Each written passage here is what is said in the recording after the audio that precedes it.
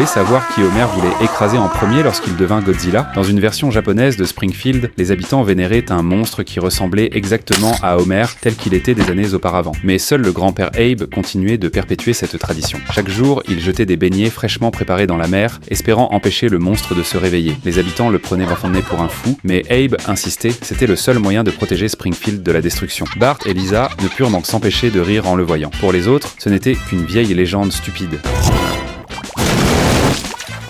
Un jour, Abe avala accidentellement un dragée en préparant des beignets et s'étouffa sur le champ. Même mort, personne ne lui rendit hommage. Les habitants accusèrent plutôt les beignets de polluer la mer et de rendre tous les poissons gros et moches. Privé de nourriture, le monstre se réveilla enfin. Lisa regarda par la fenêtre et vit un énorme monstre surgir de la mer, réduisant Moe en cendres d'un souffle de feu. Le professeur Frink annonça que le monstre s'effondrerait sous son propre poids, mais il fut écrasé à son tour. Quelques instants plus tard, Homer sema la panique dans toute la ville. Il n'attaquait pas les gens pour les manger, mais se servait d'eux pour s'essuyer la sueur et jouer avec des chasseurs bombardiers comme s'ils étaient en des jouets. Lisa s'avança pour lui demander pourquoi il détruisait tout, mais il faillit la griller vivante. Soudain, Homer trébucha.